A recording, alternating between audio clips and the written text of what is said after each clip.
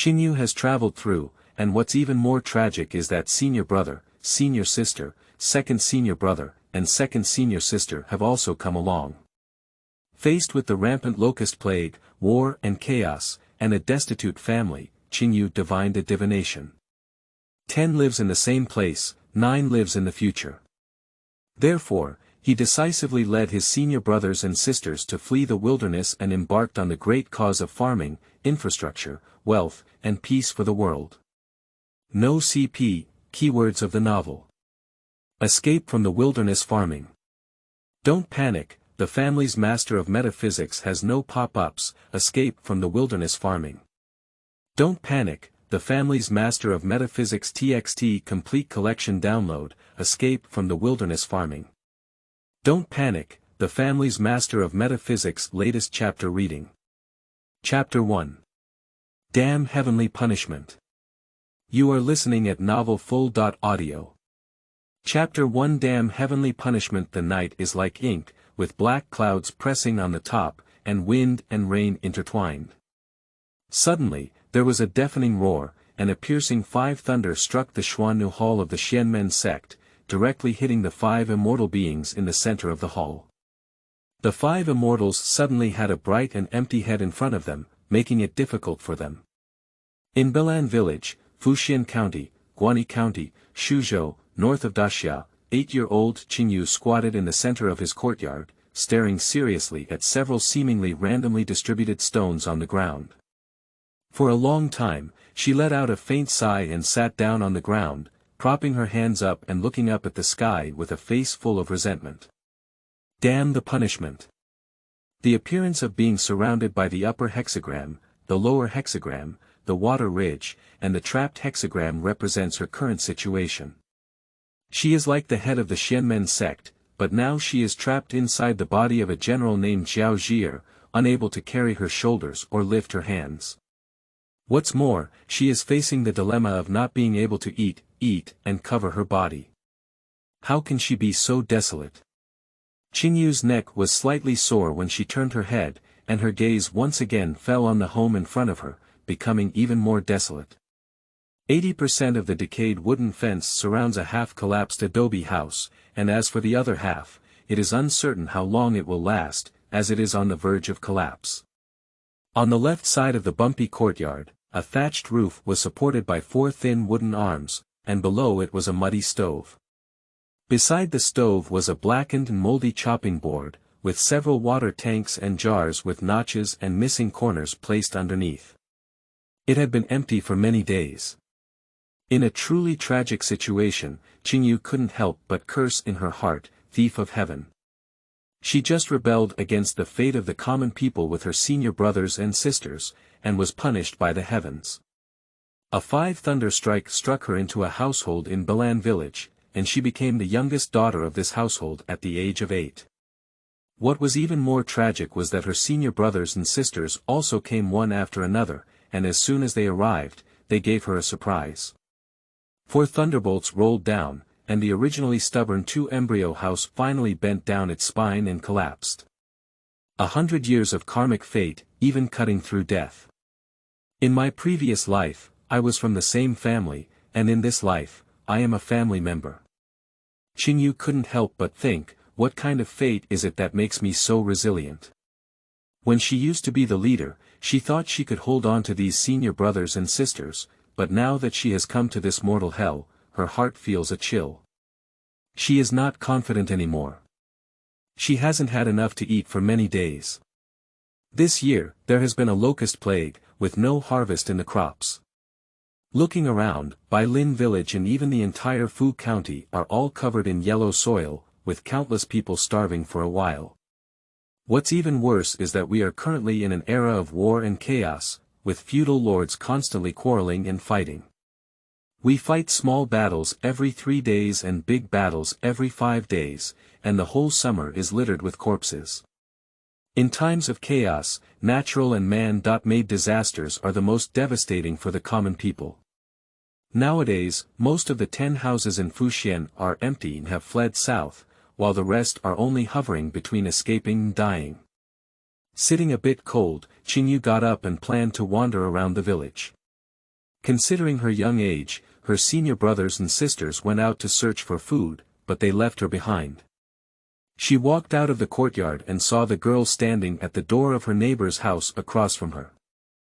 The girl narrowed her eyes slightly, rubbed her ankles on the back of her feet, and picked her buttocks with her fingers. While her expression was enigmatic, her tone varied and she said, "Blessed is the place where people live. Blessed is the place where people live. I see your face, and you are a person without happiness. But this house is a place of feng shui and fortune, which is in conflict with you. In less than 5 days, your family will inevitably face great disaster." The girl elegantly stroked her withered yellow hair again, with a winning pear in her hands. As the saying goes, chicken paired with chicken and duck paired with duck and turtle paired with Wang Ba, you don't deserve this blessed land, so you just abandon it. I'll find a matching land with you, and I'll ensure you have a smooth sailing and prosperity in the future. I don't need you to be grateful, just give me a bowl of miscellaneous rice. Upon hearing this, Qingyu's mouth twitched. As long as she remained silent, her second senior sister was a good fortune teller. Seeing that the neighbor's uncle had already turned pale, Qingyu took a few steps forward and grabbed second senior sister Hongtao before leaving. As soon as Hongtao saw her, her eyes became hot. She hugged her little head and pressed it into her arms, saying, "Junior sister, you're starving. The sun is so big, why don't you stay inside? Don't worry, we'll have something to eat soon." Qingyu struggled to reveal her mouth and nose, but before she could speak, she heard a bang as the door closed. Hongtao looked at the tightly closed courtyard door in front of her in shock, and after a while, she reluctantly shouted, "Then I feel wronged, even rice bran is fine." Qingyu quickly pulled the red peach and ran home. She was really afraid that the neighbor uncle would use a broom to hit them. "When I got home, my butt hadn't heated up yet when my neighbor came to my door." Qingyu was startled and almost forced Hongtao to kowtow and admit her mistake, but the uncle handed her a small bowl of rice bran and left expressionless. Red Peach held the rice bran excitedly, "Little junior sister, I finally got the first bowl of rice bran with my strength. Don't worry, I will work harder in the future to exchange for more rice bran and raise you to be fat and white." Qingyu nodded and smiled forcefully. She couldn't dampen second senior sister's ambition, let alone let second senior sister know that it was sent by a neighbor who mistakenly thought second senior sister was starving and pitiful. She has always been kind. In the scorching sun, suddenly a deafening 5 thunder struck Balan village, discussing how to eat rice bran better. Qingyu and Hongtao were both stunned, and their eyes were immediately clear. They put down the rice bran and searched outside, finding their second senior brother in front of a neighboring house at the end of the village. Before approaching, Qingyu could smell a burnt and tender taste from the outside. Subsequently, the red peach couldn't conceal its gloating and said, "Senior brother Tenon has been struck by lightning again." Tenon smiled and remained unmoved by his smoking fried hair.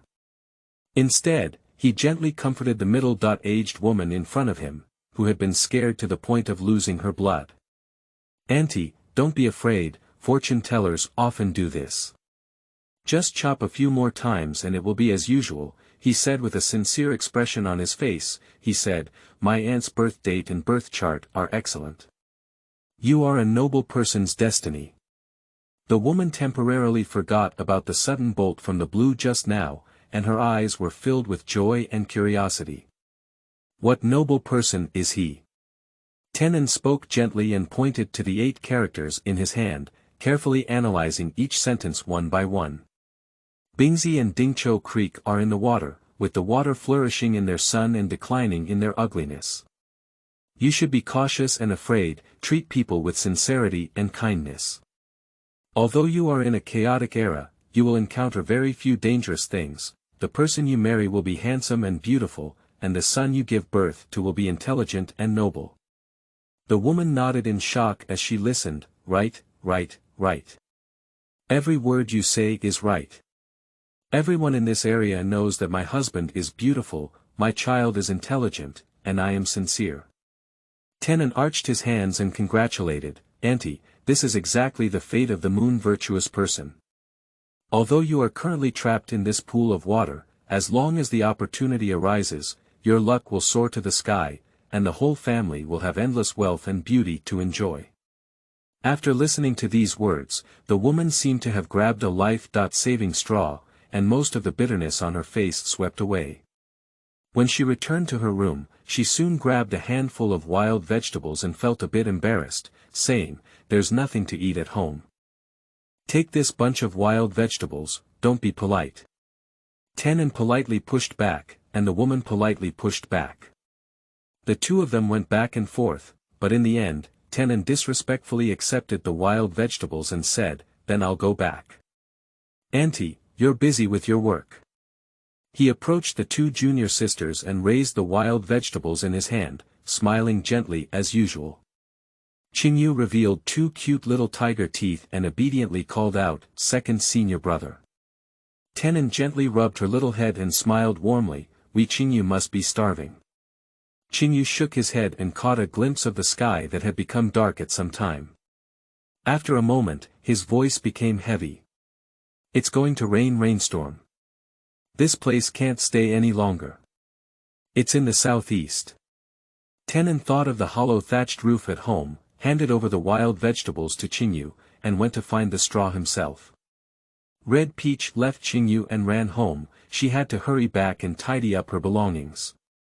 Opening a new book, there is a sentence that I want to say earlier. Carrots and cabbage, each has their own love. If you like this story, then I am very happy. If you don't like this story, just click exit and don't read it, but don't criticize because everyone has different ideas and viewpoints. You can express your views in a friendly manner, but don't be angry. I don't like people with strong anger, so if I see unfriendly comments, I will delete them directly. Finally, this is not a slap-in-the-face comedy article, mind not to enter. End of this chapter. Chapter 2. House Leakage and Continuous Night Rain. You are listening at novelfull.audio. Chapter 2. House Leakage and Continuous Night Rain. Qingyu stood at the door to welcome his senior brother who had gone out and returned. Before he could say, "Thank you for your hard work," he saw the courtyard door fall to the ground with the help of his senior brother, and dust was thrown up on the ground. Qingyu forced out a smile. This door is considered to have passed away, so there will be no more corpses left.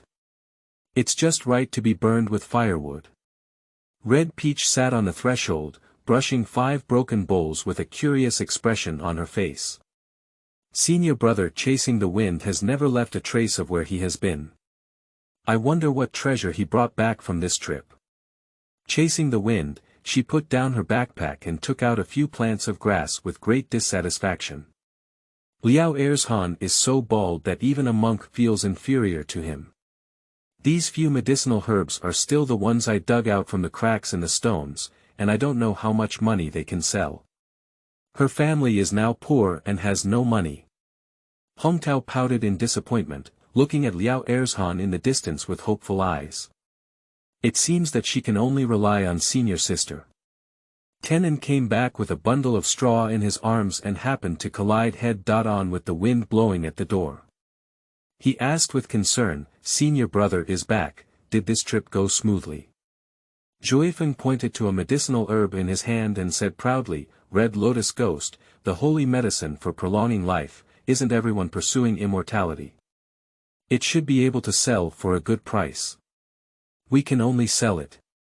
The peach hit, and his eyes fell on the straw of 10 Anhui Li, then said, "Senior brother Xiaoqingyu, you have to take the responsibility of the head of the family. The leader and younger martial sister said that there was a rainstorm tonight. Don't you see that our roof can't stand the trouble anymore? Don't you hurry to repair the roof." Chasing the wind, I glanced at the high roof and took a few steps back. This is a dangerous house. It's dangerous, I won't go. I'll come, senior brother. I've been working hard all day, so it's my duty to rest, said Shuren, patting Chufeng's shoulder with calmness. Red Peach's face suddenly showed a look of sadness, and she hugged the lovely and beloved Qingyu in her arms, saying to Chasing the Wind, "Daddy, isn't it natural for us to cover the wind and rain for our children? A conversation left one speechless and speechless. Red Peach quickly went to build a ladder and asked, "Daddy, please." "Oh, responsibility." Stepping towards the dangerous house step by step in obedience to the wind, trembling his legs and stomach, he climbed up the ladder with trembling fear. From time to time, he trembled in his throat and reminded Tenon of the escalator below, "You can hold it tight, don't let the foot of the ladder slip." "Let me do it," said Tenon anxiously as he watched his senior brother shake into a sieve. At this moment, Chasing the Wind had to worry about the face of the head of the family. He climbed up to the roof with a hard face and rushed down, shouting, "Qingyu, where do we need to make up for it? Give me some advice." Qingyu glanced at him, picked up the bamboo pole, and propped it out of a hole. Seeing the bamboo pole, Father Chasing the Wind's gaze became firm. With one hand, he took the straw target handed over by his son Xian behind him, and with the other hand, he helped the roof move forward. However, he didn't take a few steps before suddenly clicking and banging, and he fell into the shocked gaze of everyone. A patch of grass and trees rustled above Qingyu's head. In a moment of urgency, she quickly pinched her hands and recited the heavenly shield in her mouth. She drew out a piece of talisman paper out of nowhere, and then a transparent cover covered her body. She looked at Father Chasing the Wind, who had fallen to the ground in big letters from the ashes and grass in the blink of an eye, and smacked. "Miscalculated." Sitting on the threshold, Hongtao looked disgusted and said, "There's more than enough success than failure." Tenon quickly went over to help people care.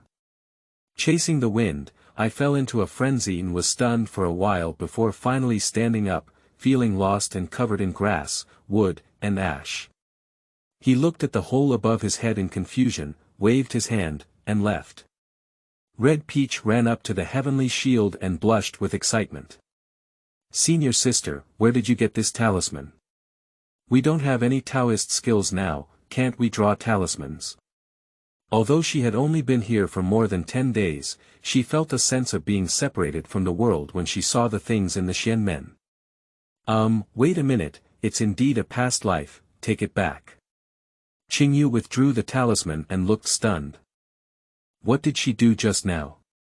She just reflexively wanted to use her commonly used talisman in a state of urgency, but unexpectedly, a talisman appeared out of thin air.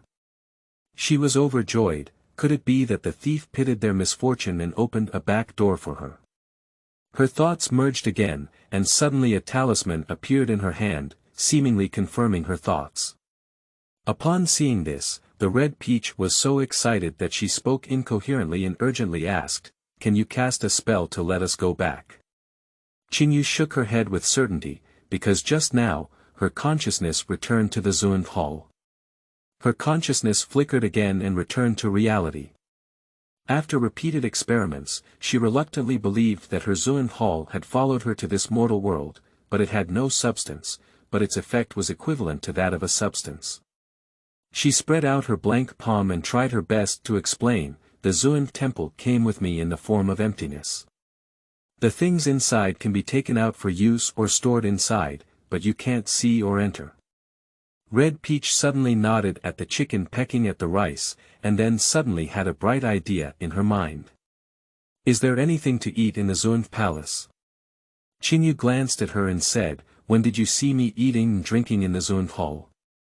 However, there is also a small hall in the Zunf hall, which is the inner hall for her to take a rest when she is dealing with affairs." She remembered that the disciples who swept the hall would exchange 2 plates of fresh dim sum and fruits for her every day. When Qingyu came to the inner hall, she felt relieved when she saw 2 plates of dim sum and a plate of fruit. It should be for emergency use. At present, it's not time yet. I walked around the main hall again. A box of talismans, a row of various magical tools, and everything else was empty. Returning to reality, Qingyu's despair on the surface was no longer the same as the previous 2 days. She turned her head and looked around the room. Strangely, where's her windward dad? And then with a fixed gaze, squatting on the wall at the entrance of the courtyard. At that time, Chasing the Wind was squatting in the corner of the courtyard door, with a face full of self-isolation and sorrow, maintaining the demeanor and face that had been maintained for hundreds of years. However, it was just thrown and lost. He has no face to be a human. A few hundred years old, they have become fathers and are still crying. It's really embarrassing, said the red peach with a rustle, chasing the wind and rubbing her red eyes. She sniffed and stood up, choking up. Qingyu, call for Daddy to come and listen. Qingyu called out, Daddy, sweet and obedient. Qingyu is hungry. After choking up in the wind, he squatted down again and said, let's wait for your aunt. At night, the elegance of going out all day has finally returned. She carried a bow and arrow on her back, carrying a beheaded pheasant with a murderous aura. However, when she saw the four people sitting cross-legged at the entrance of the courtyard, a surge of tenderness suddenly appeared in her eyes. In Qingyu's eyes, her senior sister was probably moving the hopes of her senior brothers and sisters. Seeing the eldest senior sister strode towards me with a meteor, Qingyu led the way and jumped up, chasing the wind with even more enthusiasm. She took over the wild chicken with one hand and said tenderly, gentle junior sister, you've worked hard. Fortunately, junior sister is practicing mountain skills. Otherwise, our family wouldn't have been entrusted here by the heavens. Wenya was very fond of this kind of worship, giving orders. Go, make a fire and cook. With a gust of wind, okay. Qingyu watched as father chasing the wind carried a wild chicken and greeted the lovely children of Tenon and Red Peach to the stove. She looked up at the sky again, and the black clouds were so thick that they seemed to fall down at any moment, making people feel anxious. She urged, hurry up, it's bad to survive until it rains. Wenya ran for a whole day, feeling very tired. As she returned to her room, she said, I'll take a break. When you're done, call me. The three of them in the stove suddenly felt a bit hesitant on their faces. They hurriedly blew and burned the fire folder in the wind, but before the fire could be ignited, Wenya rushed out in a hurry and pointed to the sky, saying, who's here again? Qingyu coughed and comforted with a smile, no one, this roof can't bear the weight anymore, and if it collapses, it will collapse. However, the bed can still sleep. Master, why don't you go rest first? After all, it's raining and you can't sleep. She did not disappoint everyone with kindness. With a gentle expression in his eyes, he walked over and grabbed the kitchen knife, grabbing Win's ear. Did you do something good? Chasing the wind, her face turned pale with fear. She shook her head and nodded again, gentle junior sister, please be calm and don't be impatient. Let's wait until senior brother finishes eating. The pheasant stews wild vegetables with rice bran congee. Although it has no taste, it is hard to eat enough. A family of 5 were in high spirits when suddenly a gust of strong wind swept over them, causing them to tilt their bodies. Then, raindrops as big as beans fell on their faces, and everyone looked up together. The only remaining thatched roof had disappeared. The new book is finally here to meet everyone. Let's keep it to ourselves. I need your collection and recommendations. End of this chapter. Chapter 3. Bandits entering the village. You are listening at novelfull.audio. Chapter 3. Bandits entering the village. A strong wind mercilessly swept away the last shelter of this family. Qingyu sighed. Those who should come will always come, and those who should go cannot be kept. The rainstorm came at once. It was so fierce that it became a rain pillar in a moment. The 5 people ran into the house without knowing who had started, and the others followed. Chasing the wind at the end, don't forget to take the 3-legged kettle away, there is still chicken soup inside. Mud splattered on the ground, lightning flashed and thunder roared in the sky. 5 people hid in the east side room. Although it was also a messy room, there was still a corner to shelter from the rain. The 5 of them huddled together, but the wind was about to go against them, blowing the rain left and right, and for a moment, they were evenly drenched all over. Dripping hair pressed against the scalp, chicken feathers and mud covered the whole body, and the rain made people unable to open their eyes. Everyone looked at each other, having been in the same family for a century, and a sense of desolation arose from their understanding. This scene is truly cold and desolate, with a sense of desolation and sorrow. The grand sect elder and leader should not have fallen into such a situation. Chasing Feng shamelessly suggested, "Master, why don't you go to an empty room in another house to take shelter? Anyway, there's no one around, or can you use a talisman?" The other three quickly nodded in agreement. Qingyu waved her hand and said, "Let's go. At this time, you can no longer worry that it's someone else's house. As for talismans, they are limited and cannot be used in such small matters." Wenya asked about the talisman while walking and explained it to her in a few sentences. 5 people casually entered a room and quickly started a new fire in the wind. Then, they placed the kettle on the fire and continued to cook. Gollum gollum, the pot was bubbling with bubbles, and the flames seemed to jump irregularly, gradually raising the temperature inside the room. Qingyu stared at the flames in a daze. As she watched, her expression suddenly tightened. She stood up and said, "No, it's a big disaster. There will be a bloody disaster in Balan village tonight." The other 4 people were all taken aback. Tenon smelled the howling wind and the heart-pounding thunder outside the house, feeling very worried but unsure. Will anyone be struck to death by lightning? Qingyu had a serious expression on her face and said, "No, it's a man-made disaster." She stared in one direction and said, "Here we are. A group of people are coming, with bloodshed on their bodies. Hurry up, notify the other households, and quickly go to Liao Mountain for shelter." She put down these words and ran out first, while the other 4 people chased after her without hesitation. Red Peach was the first to arrive at the neighbor's uncle's house, who gave her a bowl of rice bran. She desperately patted the courtyard door and shouted, "Uncle, get up quickly, you're going to die, run for your life." Bai Jusi in the room was not yet asleep. When he heard this, he was extremely angry. However, considering that his neighbor had been with him for many years and that he was also a child, he endured the scolding, but still couldn't help but spit softly at the madman. But as soon as he finished speaking, he heard a horse crowing outside. He was so frightened that he flipped over and asked, "When will there be a horse in Balan village?" Before he could think it over, he heard a kick at the door, and then he saw a soaked heart standing at the door. There were no lights in the room, it was pitch black, and only occasional lightning could illuminate people. Hongtao didn't go in either, but anxiously shouted, "Uncle, hurry up to Liao Mountain with your aunt and children. A group of murderers have arrived. There will be a bloody disaster in the village tonight, so hurry up and run for your life." Bai Jusi's heart was filled with fear. He had already heard several horse calls.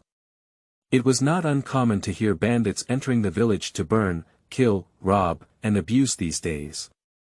However, Bailin village was located in a remote area and was famously poor. He never expected to encounter them again.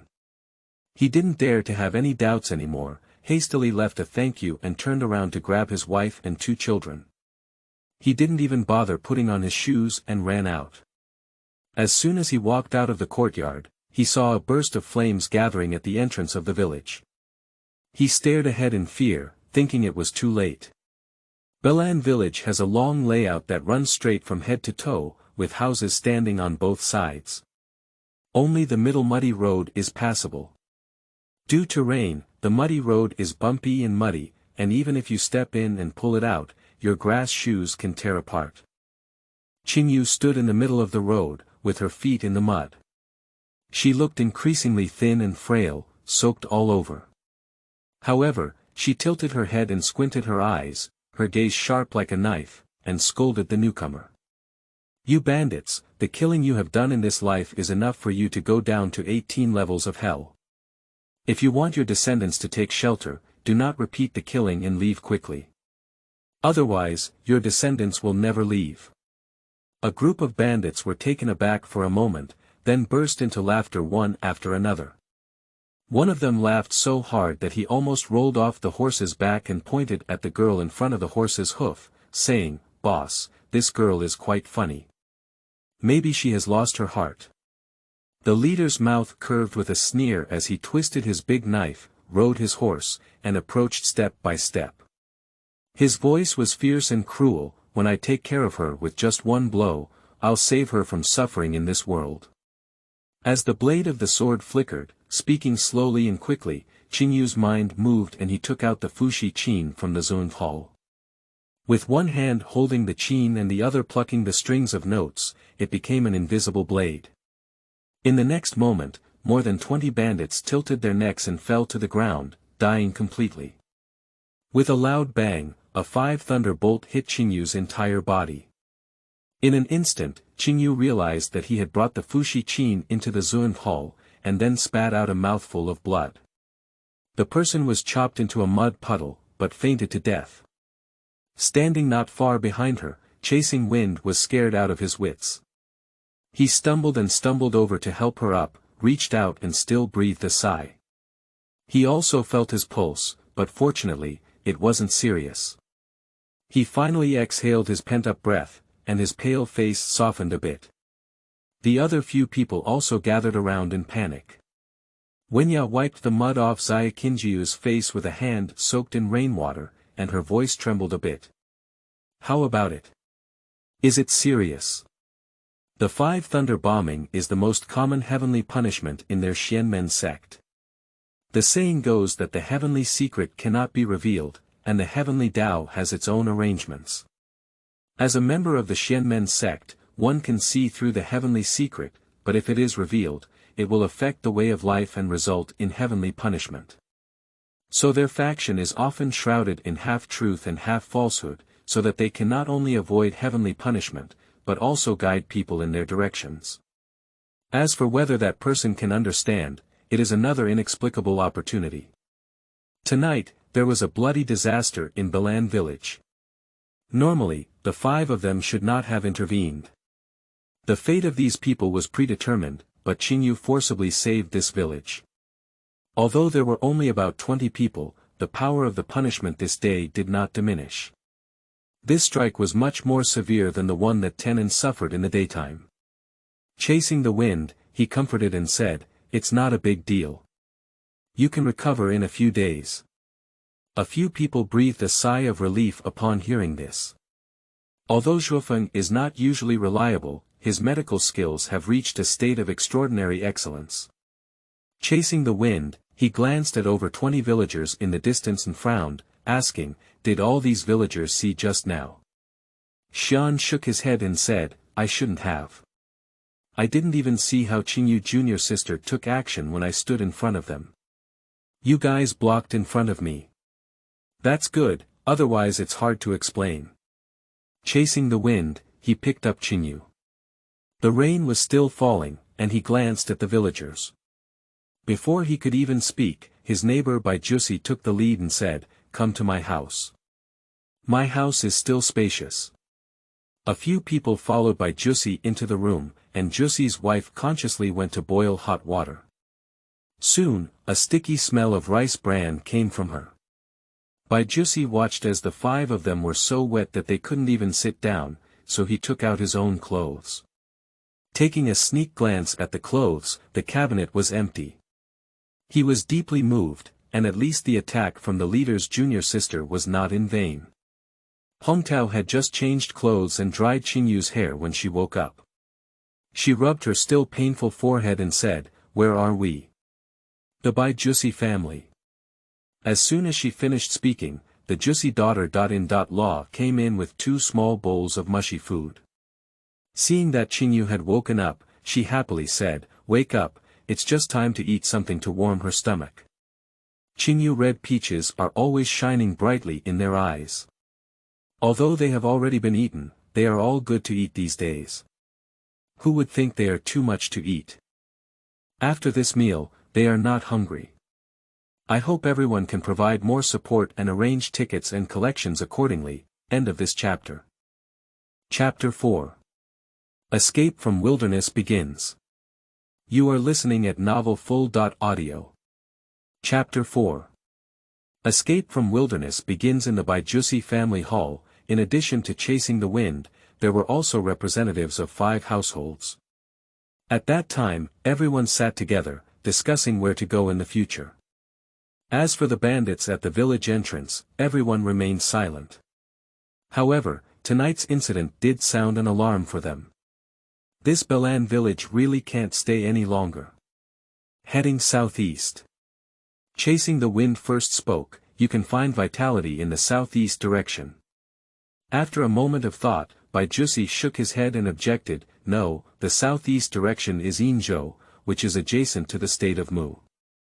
Now is the time for the feudal lords to compete for hegemony, and the border area is the most turbulent.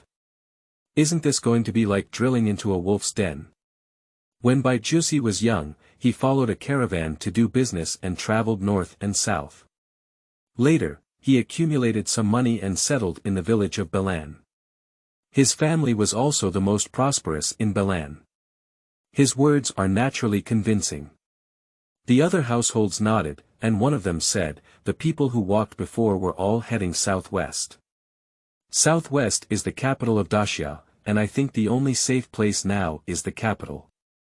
Baijusi remained silent for a moment and looked at Zhu Feng. What do you think, brother? Why do you want to go southeast? But you want to go to Qingyu. You want to go to your relatives. Chasing the wind with a chuckle, the head of his family's junior sister said to walk southeast, and he naturally agreed with both hands and feet. As for me, I had a divination with someone earlier, saying that walking towards the southeast would reveal vitality. Baijusi frowned and said, these days, there are too many cunning and deceitful masters. It's unknown whether you've been deceived or not. A prodigy. His junior sister, the head of the family, ranks second in divination, so no one dares to claim first place in the world. A mere mortal. Qingyu walked out and heard what everyone had just said. She thought for a moment and realized that saving the village's life tonight was their fate. They couldn't interfere with the fate of these people anymore. She said, Daddy wants to go to Qingyu to seek refuge with relatives. Let's head southeast. Baijusi glanced at Zhu Feng, as if questioning him. Zhu Feng nodded seriously and said, there is a distant relative over there. If there is really no way out, I will have the audacity to go and catch the autumn wind. But if it's good, I can still find a way to make a living there. Baijusi stopped persuading and asked a few others. Everyone expressed their willingness to follow him. Finally, they agreed to depart in 2 days. Anyway, it's not going smoothly, especially since the roof at home is gone, so Qingyu and the 5 of them discussed and decided to set off tomorrow. After the meeting was over, Baijusi wanted to leave 5 people to sleep in the main room, but Zhu Feng waved his hand and declined. There was still their chicken soup in the empty room. The 5 of them returned to the empty house and took turns guarding the night to dry their wet clothes. The next morning, they returned the clothes of the Baijusi family. These days, every family can't eat enough or wear warm clothes, and last night's drowsiness is already enough. After returning the clothes, the family of 5 busied themselves tidying up their belongings. 5 sets of cracked bowls and chopsticks, a 3-legged cauldron for stewing and cooking, 2 wet bedding beds, 2 rotten-edge grass mats, 3 sickles, 2 kitchen knives, a cutting board, 2 water bags, and other things such as pots, jars, and jars. That's all the stuff, just bring it with you. As for those jars and the like, they are all used as water containers. When traveling, the most essential thing is water, which is even more important than food. Chasing the wind with elegance and safety, I went to fetch water. Qingyu and Hongtao first son dried their bedding and then started burning the stove. However, last night the stove was drenched in heavy rain, and they had no choice but to start a fire. This caused the surrounding area to be filled with smoke and choked with tears and nose. The 94 daughter-in-law who passed by saw the black smoke rising from the sky in this house, thought it was on fire, and hurriedly ran over. She saw 2 children, one big and one small, sitting in front of the stove, black and dirty, staring blankly. The 9.4 daughter.in.law chuckled and urged Qingyu and Hongtao away, starting to help. This stove was soaked in rain last night, it's not easy to burn. We've already had breakfast using our own. She tinkered for a while, although the fire had started, the smoke couldn't help. Qingyu coughed heavily and took some time to ask, Auntie, where are you going? The GOC daughter.in.law's eyelids trembled and then smiled, get rid of those filth. Your GOC uncle and his people have already gone to the village. They come and go, and it's not decent to show off. Although killing is as common as stepping on an ant in this world, it is still common for ordinary people to be afraid of these things. They are afraid of being investigated by the government, and they are also afraid of retaliation. Moreover, it is their own village, with so many corpses lying around. Therefore, early in the morning, Baijusi took the strong men from the village to bury the corpses. Qingyu didn't ask any more, and the 94 daughter.in.law wisely didn't say anything. In fact, everyone knows what happened last night. Although they don't know what this little girl did, she was able to kill more than 20 brutal bandits in one breath, which is already unbelievable and terrifying. The 94th daughter.in.law could only think that this girl may have been sheltered by an expert. Junior sister Xiao. Chasing the wind and carrying 2 buckets of water back, he saw his wife-in-law on September 4th and swallowed the last 2 words with a reproachful tone, saying, "Third, how could you trouble your aunt?" Qingyu couldn't help but lift his wife up and said, Auntie, please go ahead and let's do it here. Thank you very much for your kindness, Auntie. Let's use this stove and let it burn for a while until it's dry before we can use it. The 94th daughter.in.law was pushed out, but she didn't insist anymore. She smiled and said, if there's anything I need your aunt's help with, just come and call. However, she forgot that this family is leaving, so why burn it dry before using it? After seeing off the 94th daughter.in.law, she pouted at the village entrance, everyone is busy dealing with the body. Should we go and help? Qingyu shook her head and said, as soon as we go, it's inevitable that they will feel uncomfortable. Although they didn't say anything on the surface, they couldn't help feeling scared in their hearts. After all, with so many lives, it's normal. The villagers had already calculated that they wouldn't avoid them like snakes and scorpions. As noon approached, Baijusi came over carrying a piece of horse meat. The 3 bandits led by last night rode horses, and after their deaths, the horses became ownerless. Villagers don't even know how to ride, and it's too ostentatious to lead a horse while fleeing from the wilderness, which can cause trouble. So they decided to kill it, as everyone was so hungry that they had to gnaw on the bark. This horse meat was undoubtedly a lifesaver. If there is something to eat, who would refuse? Let the wind blow and it will be a joyful acceptance. Red Peach looked at Baijusi seriously and said, Uncle, listen to my advice. In the future, you must find a house with trees in front of the main house to live in, which can ward off evil and avoid evil. Baijusi glanced at her but didn't say anything, as if he had heard her. Busy until noon, all the containers finally filled up. Qingyu stored all these stored water in the Zun hall, leaving only 2 water sacks outside. In addition, the horse meat was also saved by her in the Zun hall.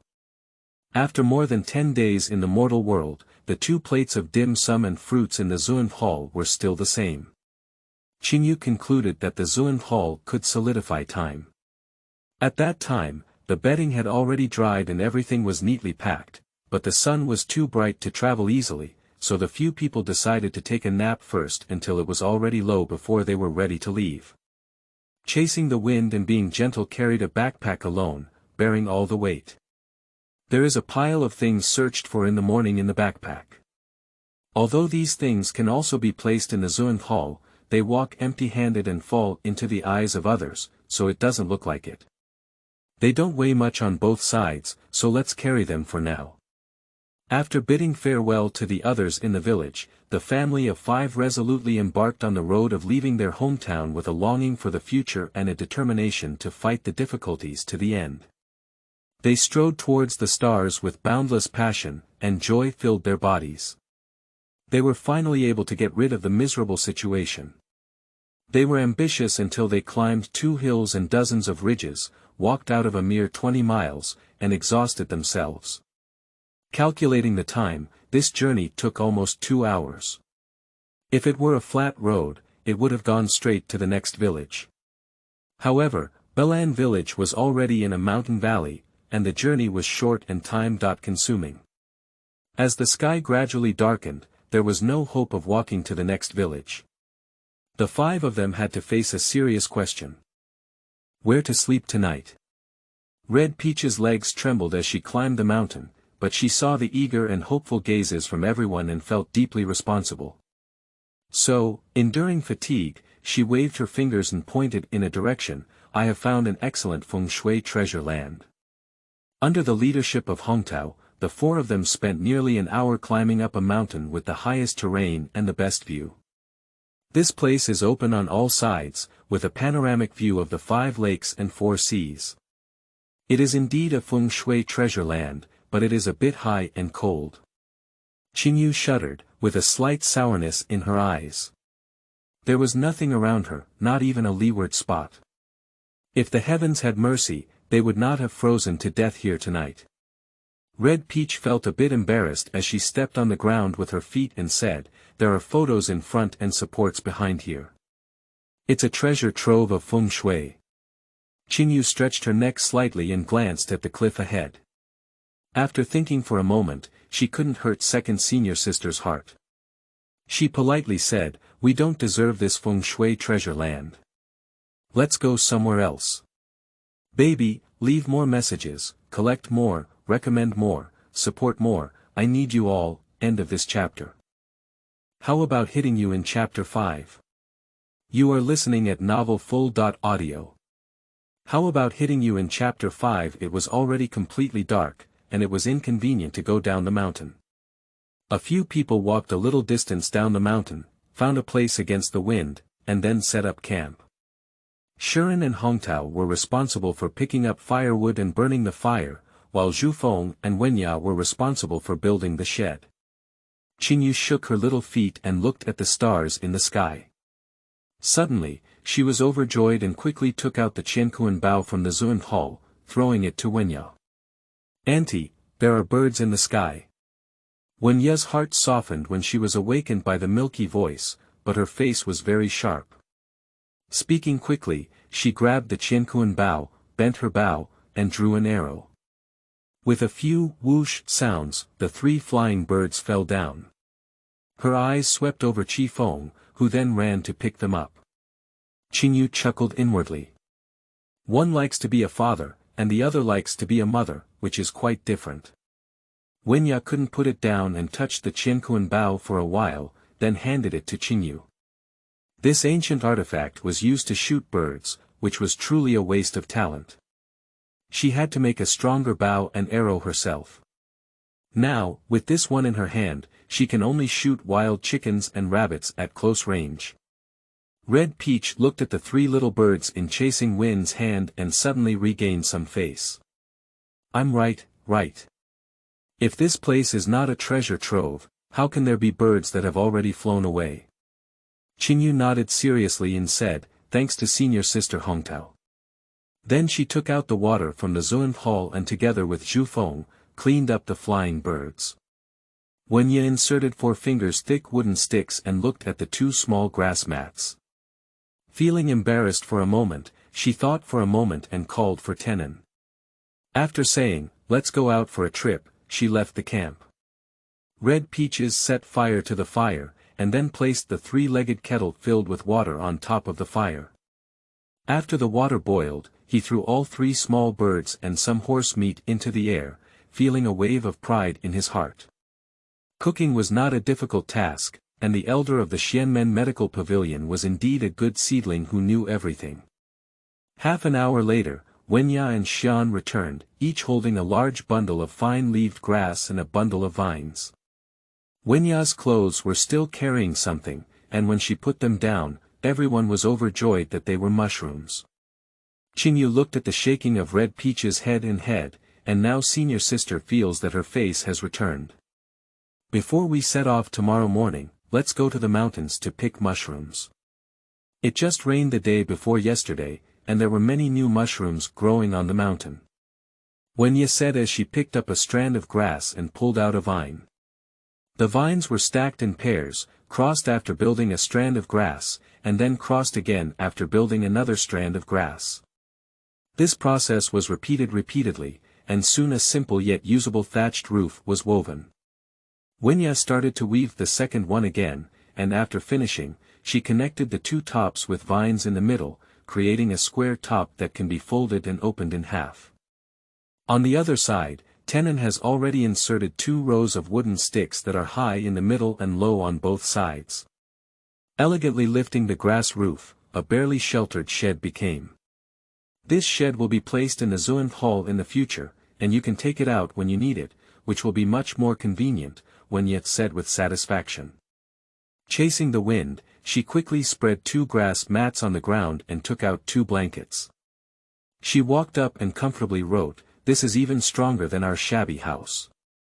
Qingyu laughed and also lay up, feeling comfortable, but a bit flustered. Although the night was cold and windy, it was still relatively warm when squeezed together.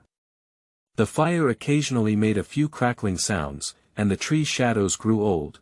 The mountains were quiet, with only birds and horse meat stewed with mushrooms in the pot. On the first night of Gulu Gulu, he ate and drank enough to pass peacefully. The next day, as soon as the fish belly turned white, the family of 5 got up and drank the leftover meat soup from last night. Then, the group went out to pick mushrooms, and in just half an hour, they picked half a basket. Wenya even hunted 2 wild rabbits, and everyone was happy. After packing up, the 5 of them descended the mountain and continued to follow the main road. At that time, although it was September, the sun was still scorching and scorching. The winding yellow road was like a hot iron pot, and with every step taken, the heat waves rushed from the soles of the feet to the forehead, enveloping the whole body. There were not many people along the way, but everything was desolate and lifeless, which was frustrating. 5 people endured various discomforts and walked 10 miles under the scorching sun, finally seeing a village. However, before they could wait for a surprise, they could smell the strong smell of blood in the village. The gang of bandits who intended to sweep through Balan village the night before yesterday may have killed them all the way from the outside in, which means that most of the villages after that have also been in trouble. Thinking of this, Qingyu felt a heavy burden in her heart. The bandits were rampant, and the government ignored them. This summer, her energy was approaching. At the entrance of the village stood 2 tall locust trees. At that time, there was a leisurely old man sitting under the trees, whose face looked very rosy and his spirit was also very energetic. There was a small shake beside his leg, and when Qingyu fixed his eyes, it turned out to be lotus root. As soon as Red Peach saw the old man, her eyes lit up and she exchanged a glance with Qingyu, both of whom were clear in their hearts. Tenon saw the 2 little girls squeezing their eyes and smiled. As the nominal head of the family, Zhufeng should approach and greet the elderly to inquire about the situation. Before I could even lift my legs, I saw 3 young men with bare arms coming out of the village. One of them stepped forward and picked up the old man's collar, speaking in a very unfriendly tone with an indescribable disgust. "Old man, take out the food you had eaten yesterday." The old man smiled slightly and handed Xiaoqingyu to the man. The man snatched it away, snorted, and pushed the old man away. The old man stumbled a step and bumped his back against the locust tree, but casually patted the soil on his body. Qingyu's face turned cold, but before she could react, Wenya beside her caught up with the 3 young men without saying a word. Then, she lifted them up and kicked them in the back with 3 sharp feet, causing them to fall and eat feces. The 3 of them turned around and saw a rural woman poking them with her eyes. They were extremely angry, and when they got up, they raised their fists to fight. Their gentle reaction was faster, and when they came, they would twist their backhand and kick them hard, kicking them far away.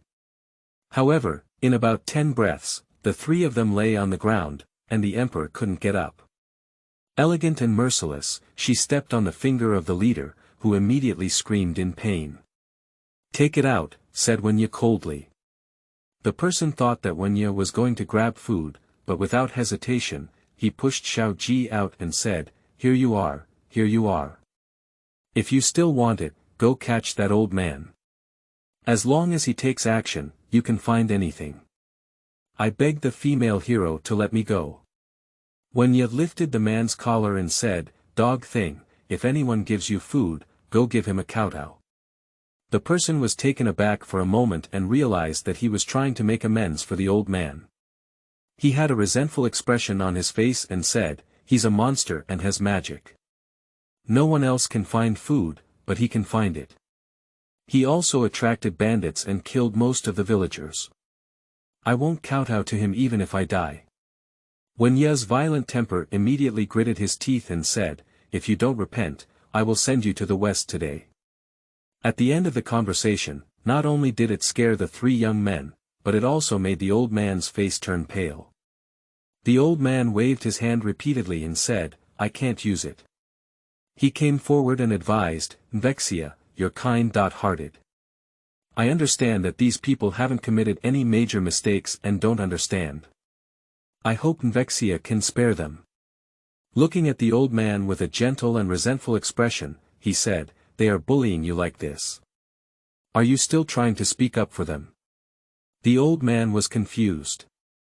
The old man smiled nonchalantly and said, "I have watched these children grow up in the village. They can't stay any longer, and most of them have fled. If they hadn't stayed, the young man would have really become a lonely family.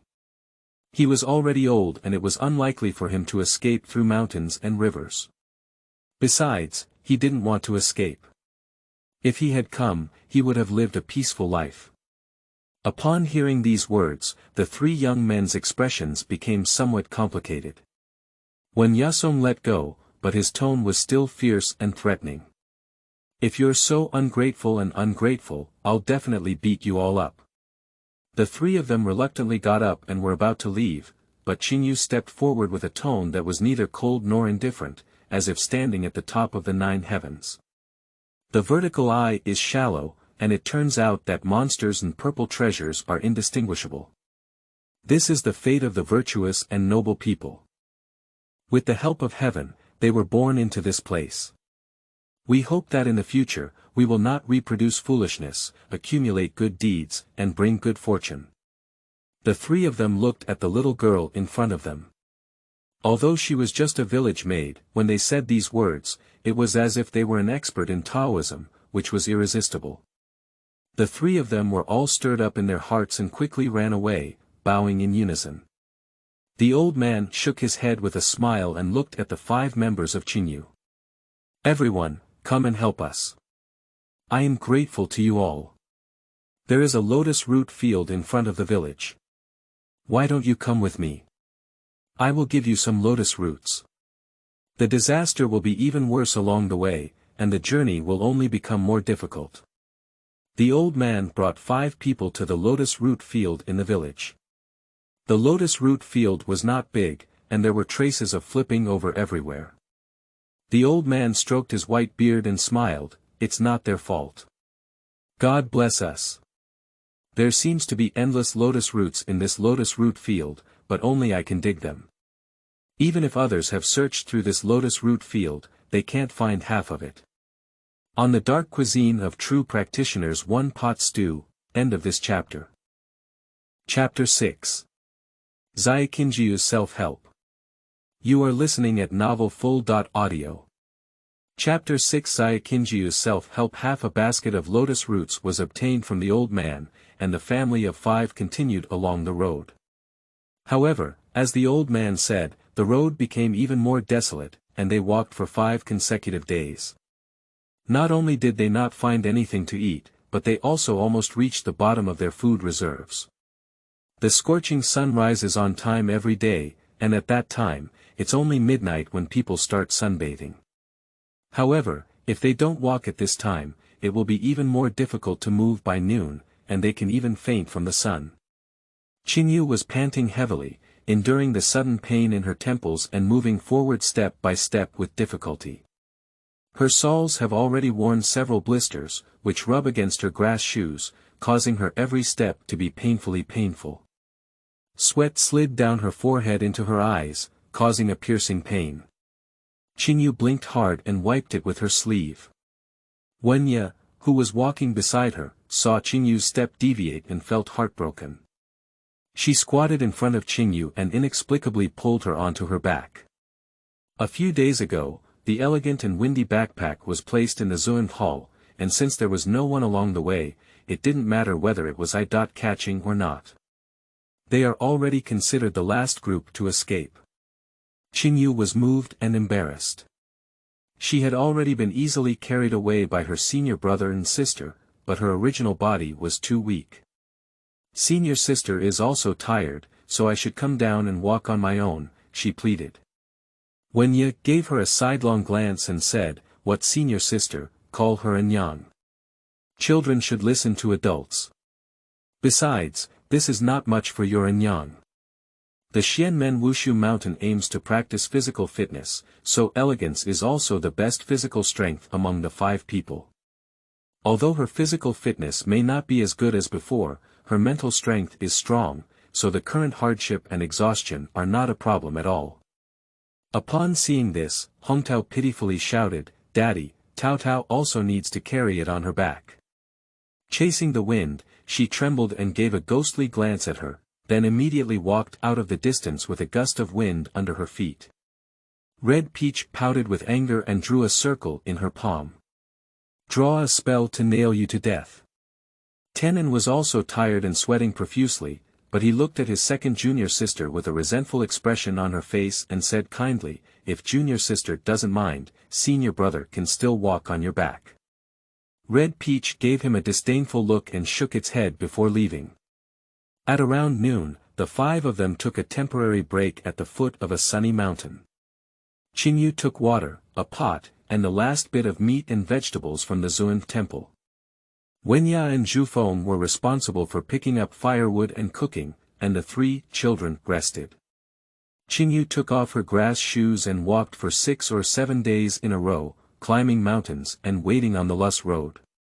Her grass shoes had long been worn out, and she estimated that in a few more days, these shoes would not be able to hold on. As usual, I used my nails to pinch through the blisters, squeezed out the mucus in pain, and then blew twice before putting on my shoes. The clear rain then hit the ground, allowing the heat waves to sweep over me. Too tired, the days of hard work have exceeded the capacity of this 8-year-old body, and she feels like she can faint at any time. After picking out the bubbles, the Red Peach also learned to lie down in the clear rain. However, after walking for a long time, as soon as it stopped, the heat wave multiplied. She felt like she was in a furnace, and it was better to walk and cool down, so she sat up again. "My clothes are all wet and my body feels sticky and uncomfortable. At this moment, if there could be a pool of water to wash well, it would be so comfortable." Red Peach was full of imagination, looked at the surrounding mountains and rivers, and finally pointed in a direction and said, "There is a water source over there, but it's a bit far away. I can't walk anymore." Qingyu lazily lay down, although it was hot, she was even more tired. Tenon came over with a water bag and helped Qingyu sit up. After giving Qingyu a few sips of water and asking her to wash her face, Qingyu finally felt much more comfortable. Hongtao also washed her face and shouted happily. The meat aroma in the pot gradually drifted out, which made everyone's spirits much better. Hongtao actively held the bowl, squatting beside the pot with hot eyes, wishing to swallow the entire pot. Chasing the Wind was about to add a few sticks of firewood when he couldn't help but hear Wenye let out a sharp cry, "Who's there? Sneaky, get out." He was so scared that his condition turned and the shooter trembled. He looked at Wenye reluctantly, only to realize that it wasn't him who was shouting, and then his gaze turned to the bend of the mountain. The other few people were also taken aback. Following the gentle gaze, they saw 5 farmers in their 30s and 40s walking out from the bend of the mountain, either carrying hoes or sickles, with a fierce expression on their faces and their eyes constantly glancing towards the direction of the pot. Wen Yi grabbed the kitchen knife at hand and stood forward with a strong momentum. What's going on? You want to grab it? I'm afraid you don't have the ability. She turned the back of the kitchen knife outward, compared the moves, and coldly scanned around. Whatever you're hiding, come out. As the words fell, 5 or 6 people walked out from the bend of the mountain, regardless of their age, with fear in their eyes and an unattractive appearance. Qingyu bent down and pretended to be picking up things on the ground. Taking advantage of this, she took out 2 sickles and a kitchen knife from the Zuan hall and handed them to Qifeng Shuren and Hongtao. She is the youngest and hides behind a few people. As the 2 sides faced each other, suddenly one of the people on the opposite side said, "We stop them, you take the pot." Then the first 5 middle-aged men who came out waved their hoes and sickles and surrounded Wenya, while the group of people behind them moved towards the pot and the water bag. The other party has a large number of people, so if it were an ordinary family of 5, they would only be at a disadvantage, but unfortunately, they encountered abnormal people. Wen Yi clenched the kitchen knife, twisted her legs, and kicked the person in the face, kicking them away. At the same time, the kitchen knife in her hand swung hard to the left, and the back of the knife hit the arm of the person holding the hoe. The person screamed in pain, lost the hoe, and ran back. Chasing the wind, he also waved his sickle in his hand. Although his moves were not as elegant and sharp as before, there were more than enough farmers who only knew how to use hoes to farm. So, although there were about 10 people across the street, they were sheltered by gentleness and the wind, while Tenon and Red Peach protected the pot and water, preventing the other person from moving forward for a moment. Both sides fell into a stalemate again, their gentleness and patience polished away. With a flip of the kitchen knife in their hands, the blade moved forward and said fiercely, "If you don't leave, no wonder I'm sending you to see the King of Hell." The people she had beaten all had a miserable expression. Although it was only a few rounds of confrontation, the strength of their group compared to the 2 opposing people was like heaven and earth. They felt strange in their hearts, even though they were all farmers. How could this family just fight like this? Especially the peasant woman, the soldiers in the army may not have such skills. They cautiously retreated, and someone involuntarily glanced up the mountain slope. With just one glance, Wen Yi realized something was wrong. Before she could think it over, a weak auntie came from behind. Qingyu was completely focused on the confrontation ahead when suddenly a person rushed down from the nearby hillside. Before she could react, a sickle hung around her neck. The person's voice trembled but with a fierce expression, "Hand over the food, otherwise I'll let this little doll go see the King of Hell first." The group of people across from them immediately became bolder, waving their agricultural tools and rushing forward. However, a strange smile appeared at the corner of their mouths as they picked up their kitchen knife and stormed into the crowd. A scream of agony erupted from the open space chasing the wind. I couldn't help but shiver. I looked sympathetically at the person across from me, then put down my sickle and sat by the pot to continue adding firewood. Red Peach and Tenon also put down their weapons. Red Peach continued to hold the bowl, drooling. Tenon greeted Qingyu in a warm voice, "Come over quickly, the meat will be cooked soon." Qingyu's mouth twitched, and she muttered, "Stay still," with a painful expression on her face. The person who threatened her with a sickle immediately stiffened. She carefully avoided the sickle, then looked around on the ground and found a stone. She moved it, but couldn't move it, so she changed it to a smaller one. Then she picked up the stone and threw it at the tip of the person's foot, venting her anger and saying, "I want you to waste my talisman." The person's face turned red in pain, and he screamed in agony, but he couldn't move and his eyes were filled with unprecedented fear. Qingyu sat back by the pot, feeling both hate and heartache. "There were only 10 in total, and I used 2 in just a few days, you scumbags."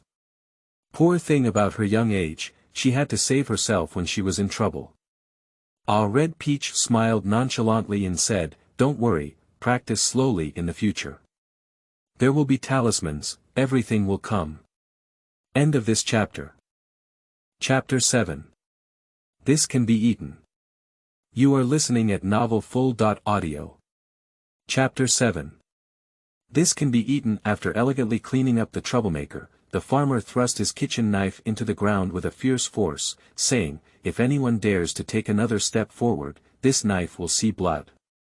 She ultimately did not use force against these farmers, but only hurt them. After all, these people are not extremely vicious people, they are just forced by the environment.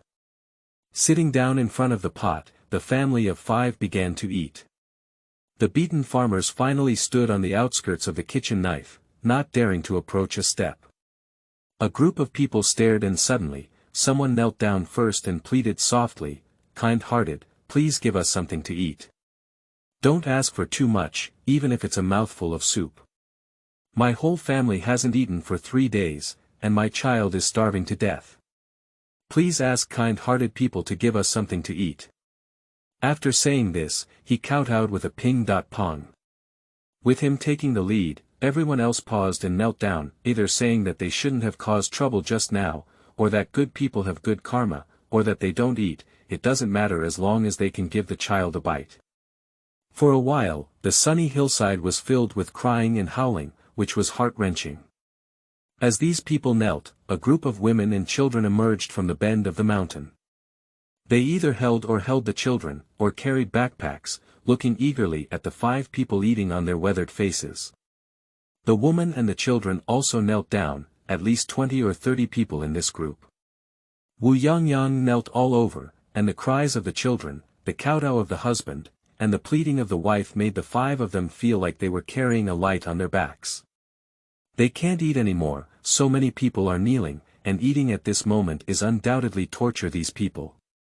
Qingyu put down her chopsticks and sighed lightly. "Let's eat somewhere else," she suggested. This is the first group of refugees they have encountered during their travels in the past few days.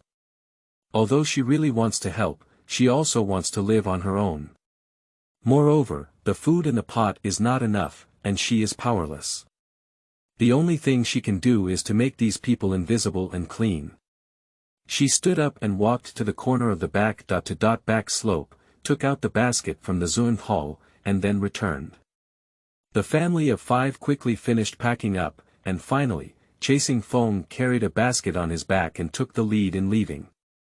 As soon as the 5 of them walked out not too far, they heard some movement behind them. Looking back, it turned out that those people were following behind. Elegant and impatient, she roared, "Follow me again, I'll chop you all." A group of people were so scared that they stopped at their feet, but after the 5 of them walked out a few feet, they followed suit step by step. Wenya has no temper, and she can't kill anyone. These people can't be punished to death, and even a fight is useless. She has no choice. Qingyu secretly put the pot from her backpack into the Zun hall. Chasing the wind, she suddenly felt much lighter on her body and immediately said, "Let's hurry up and get rid of these people." The group of people behind were all carrying heavy loads and had not eaten for several days. Their physical strength was definitely not comparable to theirs. A few people didn't object. Now that Mud Bodhisattva is crossing the river, they don't have the energy to manage so many people. Wenya immediately carried Qingyu on her back and turned her legs to walk to the front. The Tenon Red Peach is not carrying any weight, and just now it has regained some physical strength, closely following Wenya, chasing the wind, carrying a backpack and walking towards the end, occasionally looking back. It was indeed that the distance from the group behind was rapidly being widened.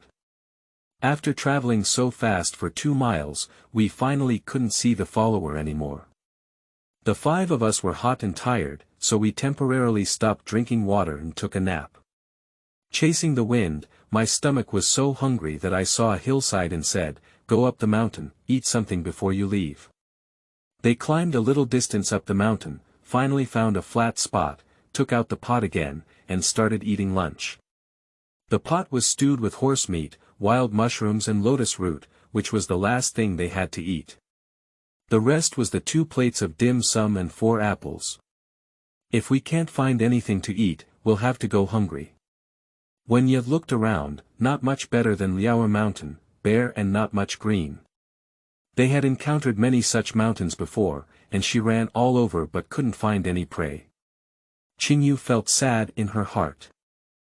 Thanks to her gentleness and ability to hunt, they would have starved to death long ago. But as for the refugees, they almost all make a living by farming, without hunting methods and skills, not even bowing or archery. What do they rely on to survive like this? She couldn't bear to think carefully. After finishing the last sip of soup in the wind, my strength recovered, and I put down my dishes and stood up, my gaze wandering around.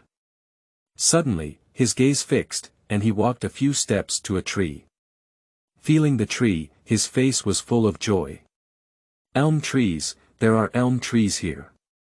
He quickly turned around a few times and became even more excited. There are many elm trees on this mountain. Chasing the wind and practicing medical skills, I had a thorough understanding of these plants and plants. Immediately, I asked Qingyu to take out the sickle and kitchen knife, and then demonstrated peeling off a layer of elm bark, explaining, this elm bark can enter the stomach. We have something to eat now. A few people looked at him in confusion. Although they had heard of the famine gnawing on tree bark, could this bark really be eaten? The red peach didn't believe in evil and walked over to take a bite. Suddenly, its face wrinkled into an embarrassing character. How can I eat this? I can't even bite it. The taste was still indescribable. Chasing the wind, he smiled and said, you can't eat now. After I handle it, I'll make sure you still want to eat. He turned to the other people and said, hurry up, there are many trees here, and there's no guarantee there will be food in the future. Try to peel off this mountain. Peel it off. Why don't you just stay here? Red Peach White glanced and picked up a kitchen knife to start peeling the bark. Wenye and Shuren each took a knife and began peeling, while Qingyu was responsible for cleaning the bark. While demonstrating to her in the wind, she explained, this elm bark, remove the outermost and innermost layers, and there are 2 more layers in the middle. These 20% are edible. Qingyu nodded knowingly and began tearing at the bark of the tree. As she heard some movement at the foot of the mountain, she looked down and saw the group of refugees just now. After thinking for a moment, Qingyu turned to the other people and said, since there are many elm trees, why not let those refugees come up to pick them? What they haven't eaten is also pitiful. A few people didn't have any objections to this, but Chasing the Wind was still worried and said, what if they get entangled with us again? Then let's get rid of them again, you're so stupid. Red Peach gave him another white look. Chasing the Wind, she raised the bark in her hand and gritted her teeth, no big or small, did you talk to my father like that? Wenya raised the knife in her hand, not angry but confident. She was so frightened that she let out a chuckle and dared not be reckless anymore. Qingyu stood on the edge of the mountain and shouted down, there is an elm tree on this mountain, and its bark can be eaten. If you want something to eat, come and pick it yourself. A group of people at the foot of the mountain were walking dejectedly when they heard a tender sound on the hillside. They all looked up and saw a little girl holding a piece of bark in her hand. A group of people rushed up the mountain slope without even thinking, and with a fierce force, Qingyu quickly returned to his team. The farmers went up the mountain and watched as Qingyu and his family of 5 were peeling tree bark. Everyone looked around and dispersed. 2 hours later, Qingyu had already cleared 2 piles of bark from the inner and outer layers. Chasing the Wind, he said, put the bark in the sun and let it dry before you can handle it. Qingyu then put the bark under the sun again to dry. At this time, the sun was still big, and the bark quickly became hot.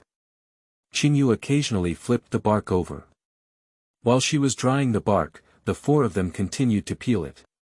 The sky gradually darkened, and the sun also sank. A few people spent the afternoon peeling against the wind. At this time, their hands were sore, but seeing the 7 piles of bark in front of them, everyone was very satisfied. Chasing the wind and picking the bubbles on his hands, he said proudly, "So much, save it. It's enough to eat for about 10 days. Xian and Hongtao began to pick up firewood and set fire, while Zhu Feng and Wenya each took a kitchen knife and cut the bark into small pieces the size of a thumb. Qingyu was then arranged to go find an iron pot. The group of people I met during the day were resting around Qingyu and Qingyu on a household basis. Every household had set fire to the fire, with bright lights shining everywhere, illuminating the forest. Qingyu searched one by one and found a family dealing with tree bark. She approached and gave a few tips, then asked if it was possible to borrow an iron pot. "Thank you for the daily ticket support for the cute little ones, and thank you for collecting the cute little ones every day." End of this chapter. Chapter 8. Killed Again. You are listening at novelfull.audio. Chapter 8. Killed Again. Qingyu found a restaurant with an iron pot, and after explaining her intention, the woman hesitated slightly. However, the man generously handed over the pot, and Qingyu knew what he was thinking. Now that everyone had something to eat, it didn't matter whether these people followed or not. Anyway, the road was facing the sky and they had to separate when they left this mountainous area and reached the official road. She thanked her and took 2 steps with the pot, then suddenly remembered and turned around and said, "Do you want to come and see how we handle the bark?" She was not sure if the others knew how to eat it. The man wished he could be closer to this family. In times of chaos, with the strength of this family, it would be absolutely safe to follow them. So he immediately exclaimed, followed Qingyu, and helped her take the pot. Qingyu returned to her own territory, and chasing the wind and elegance had already cut a handful of bark. The man placed the iron pot on the fire and didn't say a word. He stood beside and watched, ignoring the wind. He threw the cut bark into the iron pot and then found 2 branches to stir fry. Wenya continued to cut the bark. After frying the bark for about 3/4 of an hour, he said to the 10 and red peach in the wind, "Go find 2 smooth stones, one as big as possible and the other as big as your fist." 10 and red peach is ordered to leave the camp and search for stones. Although there were not many grass on this mountain, there were still many stones. They didn't spend much time finding 2 stones that were almost in line. At that time, chasing the wind had already cooked the bark. He placed a piece of cloth on the ground, placed a large stone on it, and then took a piece of bark and placed it on the large stone, then smashed it with a small stone. The bark has dried up after being sun-dried and fried, and after being smashed so hard a few times, it becomes a powder with uneven thickness. Qingyu understood and realized that this is how the bark is eaten. Chasing the wind, the movements were very fast, smashing one at a time. Soon, a handful of tree bark was smashed into coarse powder. At that time, Wenya cut another handful and threw it into the pot. The red peaches started to stir fry, while the fire remained steady at 10 amperes. He shook the cloth a few times in the wind, causing the fine powder to settle and the coarse particles to float on the surface. He then grabbed the surface layer and placed it on a stone to smash it again. After several repetitions, the pile of powder became almost fine. He poured the flour into a bowl and added some water. After mixing it well, it turned into a dough. Although it was black, it seemed to be edible at least. At this point, there were already quite a few onlookers, and after seeing him perform such operations, they all went back to follow suit.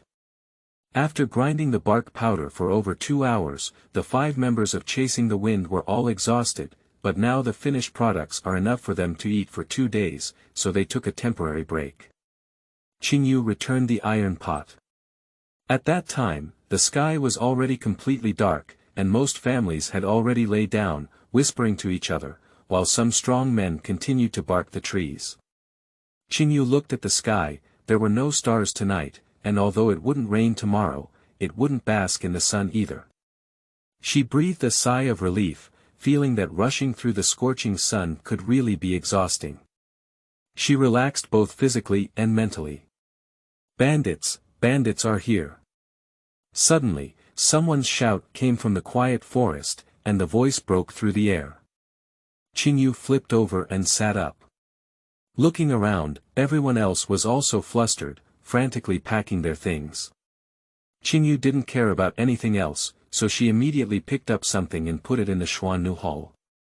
After being shouted by someone, the bandits who were still lurking suddenly rushed forward, wielding machetes and with a fierce expression, shouting for everyone to put down their things. Qingyu has already packed everything here. Looking up, the refugees have scattered and fled, and the bandits are also chasing them everywhere. The scene was very chaotic, and everyone was running forward based on their instincts. As for where the front was, no one cared at all, and they could only keep running. Wenye picked up the clear rein and ran towards the deep mountains. There were many bandits and there was no weapon at hand. In such a situation, if you could run, you would run without entanglement with the villains. Qingyu was sandwiched under her gentle armpit, feeling like her chest was about to break. She held her breath and shouted, "Senior sister, let me down. I can run, but it's not easy for you to run like this." Gentle thinking and feeling reasonable, he put down Qingyu and changed to pulling. Chasing the wind, they also pulled the red peach. After 10 amperes, the family of 5 was fast because they didn't bear any weight. I don't know how long I've been running, but the noise behind me seems to be still there. Qingyu noticed a downhill slope that was directly connected to another mountain. She quickly suggested going downhill. Without hesitation, the 5 of them slid down the slope, but there were many branches and knots on the slope. The sky was dark, and as they slid down, they made several cuts on Qingyu's arm. She could only endure the pain and didn't dare to rest under her feet. She quickly climbed up another mountain with everyone. Climbing halfway up the mountain, I finally felt that there was nothing moving behind me. The leader, Wenye, stopped and panted heavily, propping up his knees. The other few people also stopped and sat on the ground in the wind, covering their chests in shock and fear. If we continue to run like this body will have to be explained first, they said. Red Peach made a direct trip to the ground, motionless as if dead. She had lost even the strength to speak. Tenon looked in the direction of his travels, listened carefully, and confirmed that no one was following him.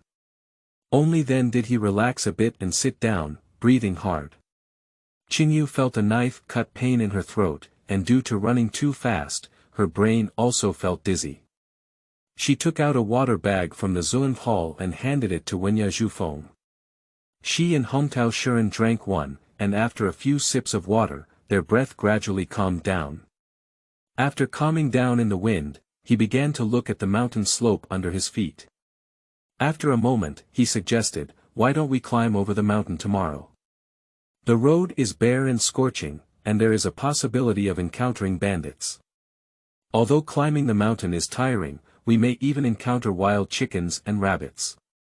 A few people remained silent for a while, and finally nodded elegantly in agreement. "Anyway, we're not in a hurry. It's feasible to take the mountain road." Since both parents have decided, the 3 children naturally have no objections and all nod in agreement. Qingyu took out the thatched shed, straw mats, and bedding, and a few people built the shed and spread the bedding, then lay down. It was really tiring all day today. Elegance and Chasing the Wind were deciding who to guard for the night when suddenly a sound of branches could be heard in the forest. The 3 of Qingyu lying down sat up with excitement, while the 5 of them held their breath and stared cautiously at the source of the sound. Qingyu took out a kitchen knife and handed it to Wenye.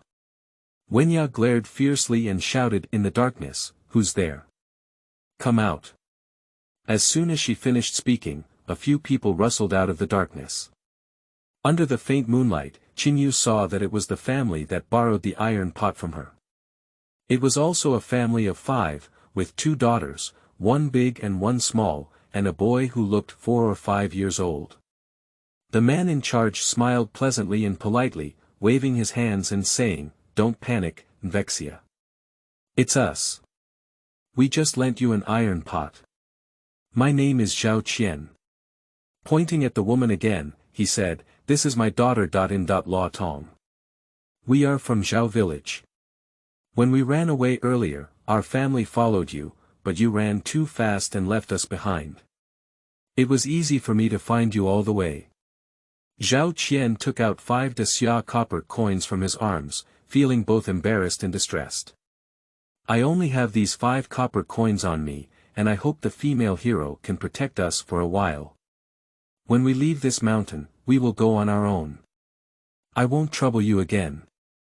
Wenya handed the kitchen knife to Qingyu, and her tone softened. Money is not necessary, you can go with us, but you have to solve the food and drink on your own.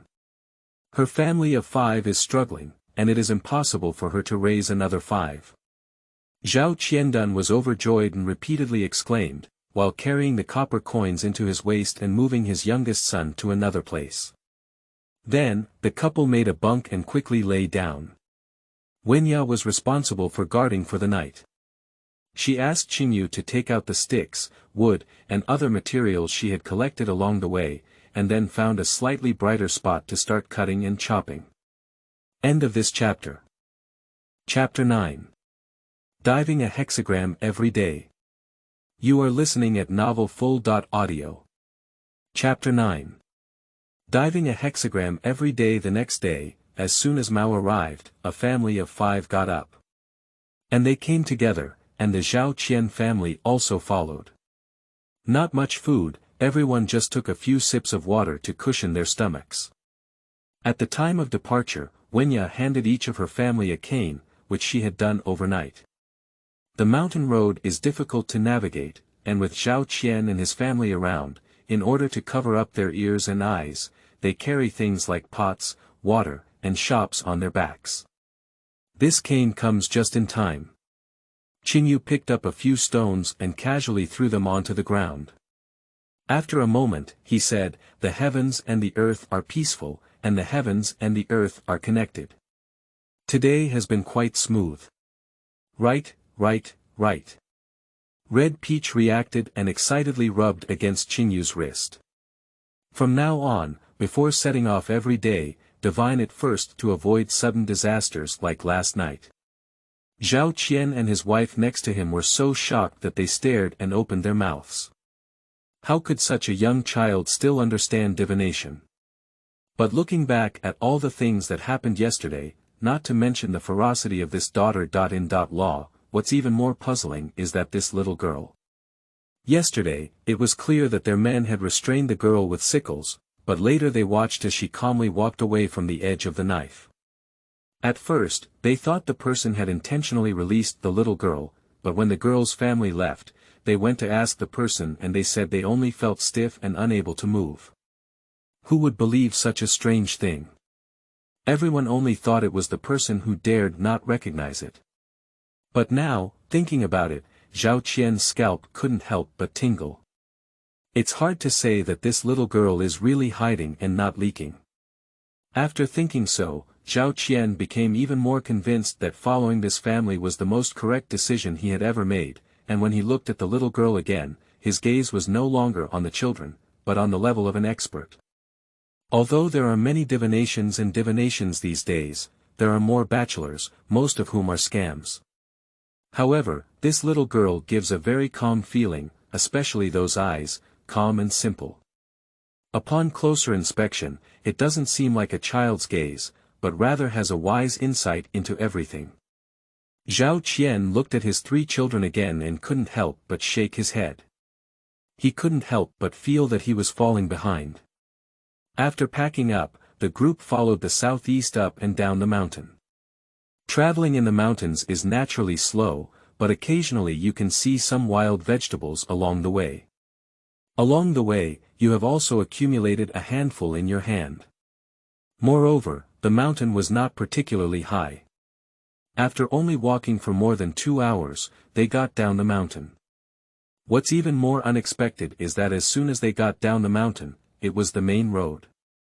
The group continued to follow the road and walked less than 5 miles before they saw a village. They did not enter the village because the overwhelming smell of corpses was enough to indicate that it had become a dead village.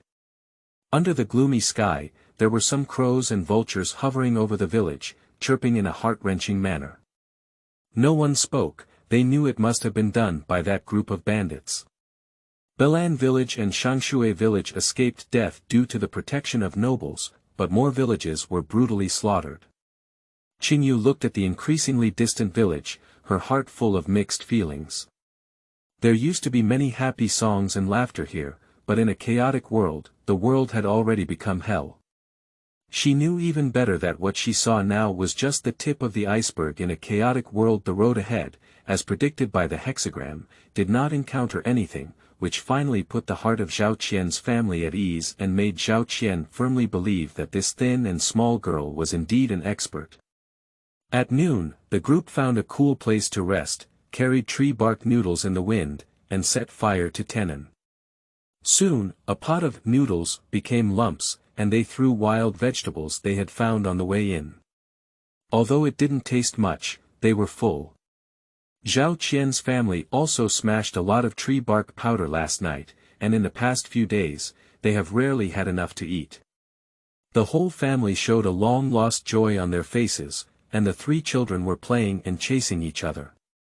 Chasing the wind, he looked at it and felt that this was the innocence that children should have.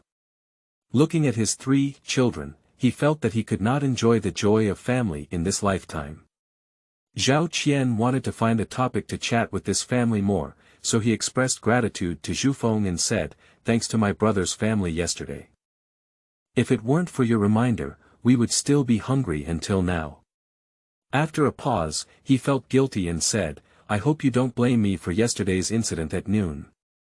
We were also forced into a hurry and couldn't do anything about it. Oh, this world really wants to force people to death." Swinging their hands in the wind to show no harm, they didn't lose out either. Zhao Qian felt embarrassed and asked, "I don't know what to call my brother." Last night, he was panicked and afraid, but he forgot about this matter. Today, he was also on his way and didn't find a chance. Chasing the wind for a moment, "My surname is Bai, from Belan village. That's my wife Wang." He pointed to Wenya. Zhao Qian didn't care if the other party didn't give him a name. Because the three children who were chasing the wind were older than his own, and he wanted to rely on this family, he chuckled and shouted, "White brother," before asking again. "Where are you planning to go?" "After leaving this mountain and climbing the official road, the road will be in all directions." He thought it would be great if he could continue on the way. There is nothing to hide about chasing the wind. Anyway, everyone has planned ahead where to go, and the Zhao Qian family cannot change their direction because of them. They said, "Go to Yinzhou." Upon hearing this, Zhao Qian was surprised. "Are you also going to Yinzhou?" "Our family is also going to Yinzhou. We have relatives in Yinzhou, and I heard that there is not much chaos and there is no locust plague there. We plan to go there and seek a way out." Zhuofeng felt a bit embarrassed in her heart, but she still smiled and said, "That's naturally good. We also went to seek refuge with relatives." Zhao Qian asked again, "Do you plan to rest for a few days in the county seat of Fuxian? It would be better to add some supplies. The journey to Yinzhou is far away, and it will take at least 2 to 3 months to enter the territory of Yinzhou. The county seat of Fuxian is also in the southeast, which is in the same direction as Yinzhou. After taking the official road and walking southeast, you can reach Fuxian. 2 or 3 months. Chasing the wind and taking a gentle glance at each other, they didn't expect the journey to be so far away. After all, their bodies didn't have many memories in the past, and they were not clear about these directions. They had always been walking in the main direction. "It's already September now, isn't it possible to walk all winter?" Wenya frowned. They were all covered in thin clothes and didn't have any clothes to change. If it were winter, they would definitely freeze to death, let alone have to deal with food and drink along the way. Zhao Qian also frowned and said, "Yes, this is also a headache for us. We don't have the money to buy winter clothes. If we are still on the road in winter, we don't know how to solve the problem of keeping warm, not to mention food and drink." Chasing the Wind took another glance at Wenya, and both of them saw the dilemma in each other's eyes. Zhao Qian could at least come up with 5 copper coins. They were truly penniless, and the only thing they could hope for was the few medicinal herbs in the Zund Hall. I don't know if they could sell them for a good price. He let out a heavy sigh and said, so, before winter comes, we need to find a temporary resting place along the way. We can only continue our journey when we have enough winter supplies in reserve, or even get through the winter. Does Brother Bai have any plans? Zhao Qian looked forward to it. Apart from growing crops, he didn't actually have much craft left. When it comes to survival, he really didn't know what he could do for a while. Chasing the wind and looking back at Qingyu and others, the final seeking gaze fell on Qingyu. Zhao Qian definitely knows more about this world than these foreign goods, let alone there may be places in need of Zhao Qian on the road ahead. Qingyu and the others all handed him affirmative looks, and then Chasing the Wind said to Zhao Qian. That being the case, let's go to the county town of Fuxian first. We don't have any plans now, so we can only go to the city to see the situation. However, the entire county is plagued by locusts, and I'm afraid the situation in the county town is also not good, so I don't plan to settle in Fuxian and have to move forward. In just a few words, Zhao Qian felt a sense of support. He replied repeatedly, but soon his face became sad again. No, there was a locust plague in Fuxian County, causing countless people to starve to death. However, the court did not issue relief food. Originally, there were no orders from the government, so we people couldn't escape to other places. But now, everyone is running away, and the government doesn't care at all. The court has really given up on us ordinary people. Chasing the Wind, he could only shake his head and said, now that there are constant disputes among various countries, the court wishes to use all the grain as military pay. It's not our turn anymore. Zhao Qianchen said seriously, I don't know if this Great Xia country can still survive. If Great Xia is not here, where should we go in the future? The future is vast, and we can't see the future at all. Qingyu couldn't help but sigh in her heart. In the summer, her energy will be exhausted. After eating and drinking enough, the group regained their strength and continued on their journey. After walking for nearly 3 hours, we finally saw a dilapidated temple when it was getting dark. Everyone took a temporary break in the temple. Ten and Red Peach is responsible for picking firewood and making a fire, Wenya and Qingyu are responsible for making a floor, and Zhufeng is responsible for making tree bark noodles and knots. They have become proficient in these things, and after half an hour, they have finished eating.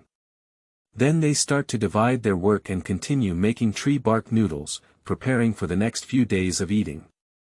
Zhao Qian and his family also followed suit, chatting with Zhufeng and saying, this place is only 5 miles away from the official road. We can go up tomorrow morning.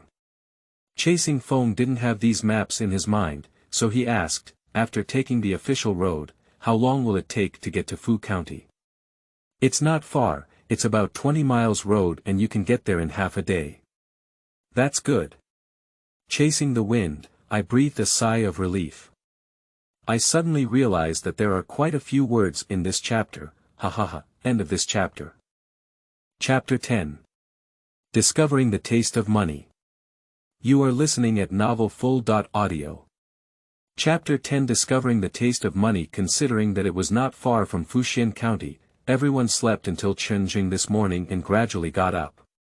After a few sips of water, the two families continued to follow the main road and walked for nearly an hour before finally reaching the intersection of the official road's 3 forks. This is a flat and open area, still surrounded by mountains, but connected by 3 winding loose roads in the southeast, southwest, and northwest. These roads are wider and much flatter than the mountain roads we have walked before. On 3 different roads, one can already see some refugees, many of whom have emerged from nearby mountains, gathered here, and then went their separate ways, heading towards an uncertain future. Qingyu arrived at the intersection of the 3 roads, staring at the irregular cracks on the ground. These cracks are caused by dehydration and drying after exposure to sunlight. This is also a warning issued by nature to humanity. Chasing the wind, she saw her eyebrows furrowing and her heart feeling uneasy. She approached and asked, "Is it a bad omen? Is there any danger ahead?" Qingyu looked up and looked towards the southeast direction. Following this road, she could reach Dafu County in less than 4 hours. What she had just occupied was the auspicious sign of going to Fuxian. The upper part is dry and the lower part is mixed. She glanced at Chase the Wind and said, "I keep divining. Yesterday I finally had a cool day, but today it seems like I need to double the sun exposure. There is not much shade along the official road, and the sun is causing dizziness and brain swelling. From time to time on the road, one can see refugees sitting still and looking haggard. These people are all wearing tattered clothes, with weathered faces covered in grooves, and the dark mud on their faces makes flies want to bully them, constantly circling around them. What is even more alarming is the lifeless corpses on the roadside, often old or young. Their families may be too exhausted to let them settle down, or they may have become desperate for the world and simply let it rot along with them. After days of exposure to the sun, the decayed corpse has already rotted and smelled. The pungent smell makes everyone who passes by cover their noses and mouths. As for the ears, there are constantly buzzing flies flying, seemingly celebrating the hard to find food. On the entire road, there are countless lifeless appearances, and at this moment, only Qingyu truly understands that the external situation has become so severe. Previously, they had not had a profound feeling in the mountains, but since then, every step has truly witnessed the cruelty of hell. Chasing the wind and being skilled in medicine, one naturally knows that these decaying corpses contain diseases, so everyone walks with a handkerchief covering their mouth and nose. Perhaps it was just too smelly, or perhaps it was really unbearable. Zhao Qian's wife, Tong Shi, actually vomited all the way. When I arrived outside the gate of Fuxian County, my face turned pale from vomiting, as if I was about to lose my breath. Taking advantage of the time to catch my breath, I politely winked at the wind. Chasing the wind, she spread her hands and said, "This is normal vomiting. I don't have any medicine now. What problem can I solve by giving her a pulse?" With a gentle expression in his eyes, he said, "Can you vomit like this when you vomit normally? There are so many dead bodies along the way, who knows if they will be infected with corpse poison." Chasing the wind with a helpless smile, he approached Zhao Qian and said, "Brother Zhao, I have some medical skills. Why don't you let me show your daughter in law? The body poison along the way is heavy, and I'm afraid if you get sick, it will take a long time and you won't be cured." Zhao Qian was both stunned and surprised. "I didn't expect Brother Bai to have medical skills. Brother Bai really makes me admire him," he said, but his heart became sour. The Bai family, big enough to see a doctor and fight, small enough to predict, and looking at their own family of 5, their hope of survival is so slim. Zhao Qian gestured to Tong Shi, and Tong Shi's pale face smiled slightly. He thanked him and reached out his hand. Chasing the wind, my 2 fingers crossed my pulse, and after a moment, my face became a bit strange. He looked at Zhao Qian, but pursed his lips for a long time without saying a word. Zhao Qian felt uneasy and urgently asked, "What's wrong? Are you really sick?" Shaking his head in the wind, he waved at him and said, "You come over." After Zhao Qian came over, he whispered, "Congratulations, you're going to be a father again. It's more than 2 months." Zhao Qian's face stiffened and his expression was obscure. He turned around and glanced at Tong Shi, who was also looking at him with concern. After pondering for a long time, he said solemnly, "This child, you can't have it. Our family of 5 may not be able to live. Why let this unborn child come out and suffer?" He hesitated for a long time, his face visibly painful, but he still looked firmly at Xiaoqingyu and said, "Brother, please give me a prescription to take off that child." After a pause, as if to strengthen his determination, he said, "I don't want this child to suffer. Chasing the wind, he patted his shoulder and said, "Cheng, it depends on yourself. It's only 2 months now, so it's easy to pick it up." Qingyu saw the wind blowing back and looked across from him. Zhao Qian said something to Tongshi, and then he saw Tongshi crying and nodding. Finally, the couple held their youngest 4-year-old son and choked uncontrollably, and their 2 daughters also had red eyes. After sitting down in the wind and telling the story, the gentle few listened with some sadness.